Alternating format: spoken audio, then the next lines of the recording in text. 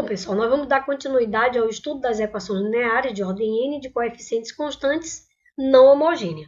Então, nós vamos observar o segundo caso dessa equação, que nós temos aqui para observar a solução geral dela por meio da identificação no segundo membro de uma função de x, que agora é uma função exponencial.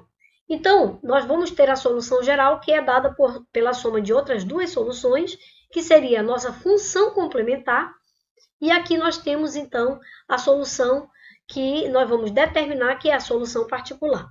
Observe que a nossa equação linear de ordem n, de coeficientes constantes, é igual a uma função b, na qual nós vamos agora observar o segundo caso, que identifica a forma da YP a partir dessa forma que você observa do segundo membro da sua equação. Então, aqui você tem a exponencial, que é dada por e elevado a k vezes x, ou seja, esse k é um número real. Então, toda vez que no segundo membro da sua equação linear de ordem n, de coeficientes constantes não homogênea, você admitir uma função exponencial no segundo membro, então a função yp será dada dessa forma, que seria a vezes x elevado a h elevado a kx, onde essa função e elevado a kx é exatamente a sua função do segundo membro. Agora, quem é essa função que nós estamos observando aqui a ser determinada? Que é a nossa solução particular. Nós temos que identificar essa constante arbitrária, no caso, o valor de a. Agora, para isso, nós vamos utilizar o método dos coeficientes a determinar, que seria o método Descartes. Ok, pessoal? Então, observe que este h, ele representa o grau de multiplicidade de k como raiz da equação característica. O que significa isso? Significa dizer o seguinte: toda vez que você pegar uma equação e resolver, você vai ter, então, a equação característica, que é exatamente a sua equação linear de ordem n, de coeficientes constantes, que se torna homogênea quando você iguala a zero. Então, vamos voltar aqui para que nós possamos observar esse fato. Então, aqui você tem a equação linear de ordem n, você iguala a zero.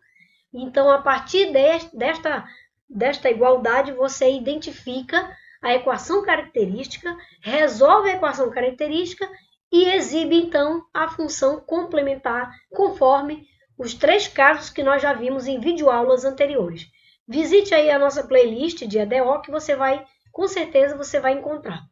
Então, aqui, pessoal, o que acontece? Quando você estiver no segundo membro, a função exponencial já sabe que a sua função, que a ser determinada como solução particular, vai admitir essa forma. Uma constante arbitrária você vai ter que determinar e esse h você tem que identificar. Como eu identifico? Primeiro, eu tenho que resolver a minha equação característica. Então, vamos ao nosso exemplo para que nós possamos, então, observar como que nós identificamos a solução geral dessa equação quando aqui nós temos uma função exponencial. Então, aqui nós temos esse exemplo e aqui nós temos, então, esta equação linear de coeficientes constantes de segunda ordem, eu igualo a zero, e aí eu tenho a possibilidade de olhar a minha equação característica, que seria r ao quadrado menos 7r mais 12 igual a zero. Então, a partir do momento que eu identifico a minha equação característica, eu resolvo e acho as suas respectivas raízes. Identificando essas raízes, que aqui vai dar 3 e 4, eu tenho as suas soluções isoladas, porque eu tenho y1, que eu tenho uma constante arbitrária associada a essa primeira raiz, R1. E assim como eu tenho y2 associada à minha constante arbitrária, C2, que está associada à minha raiz R2, que seria 4. Então, a partir do momento que eu somar essas soluções, eu acho a minha função complementar. Observe que aqui eu tenho essa forma de escrever a minha solução em virtude dos três primeiros casos que nós vimos com relação às equações lineares de ordem n de coeficientes constantes quando ela é homogênea. Então, aqui, pessoal, observe que nós temos, então, a função complementar, que seria a nossa solução aqui identificada em função dessas constantes arbitrárias. Então, eu guardo aí. Agora, eu vou partir para o segundo passo, que seria a observância dessa função que eu tenho no segundo membro, que seria o quê? E elevado a menos x. Ou seja, eu tenho um 3 aqui, né? Eu não coloquei a constante só para chamar a atenção de vocês, que ela tem uma constante aqui no nosso exemplo, que é 3, está aqui, ó, tá? Então, aqui eu só estou identificando a forma da nossa função, que seria da forma exponencial. E aqui eu identifico o k, que seria quanto? Menos 1, ok, pessoal? Porque aqui eu tenho e elevado a menos x, então o k aqui é igual a menos 1. Se aqui eu tivesse e elevado a menos 2x, o k seria menos 2. E assim por diante. Ok, pessoal? Então, é o seguinte, pessoal. Observe ainda que o h vai ser 0. Por quê? Porque quando eu resolvi a minha equação característica, por meio dessa equação linear de ordem n aqui, no caso de ordem 2, agora, quando ela se torna homogênea, eu encontro as raízes, eu observei que eu não tive nenhuma raiz igual a menos 1, que seria esse expoente aqui, ó. Ok? Se esta raiz não tem nenhuma raiz que se identifica com esse valor de k, então não há multiplicidade desse valor de k como solução da nossa equação característica. Ok? Então, pessoal, com isso o h vai ser 0. Digamos que, se você resolvesse a equação característica que está por trás dessa equação aqui, encontrasse aqui R1 igual a menos 1 ou R2 igual a menos 1, então você teria uma multiplicidade igual a 2. Ok, pessoal? Então, portanto, o h seria quem? 2. Então, esse h vai ser o número de vezes que você identificar esse valor de k, que é uma solução da sua equação característica. Tudo bem, pessoal? Por isso que aqui eu ressaltei para vocês que o k aqui é menos 1. Tá? Que seria o expoente da nossa função exponencial, que multiplica o valor de x. Tudo bem, então com isso eu já sei que o h é 0.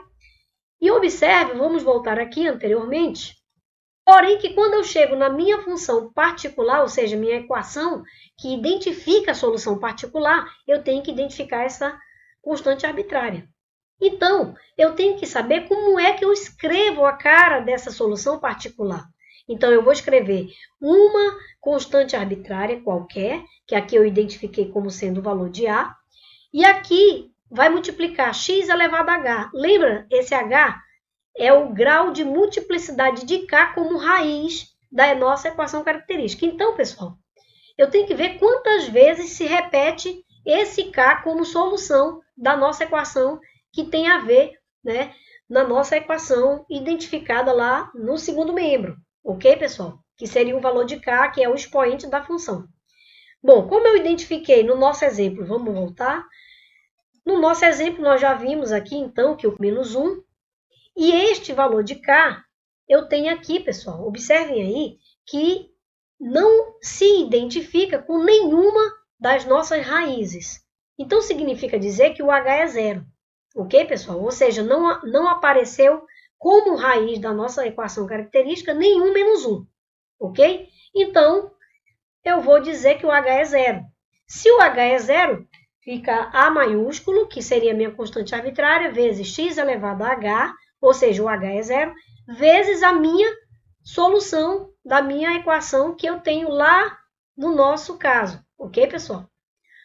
Então, com isso, a gente observa que nós vamos ter essa solução particular dessa forma, a qual nós vamos derivar tantas vezes quanto é a ordem da nossa equação. Ok, pessoal? Então, observem aí que quando nós identificamos a nossa solução, nós vamos derivar.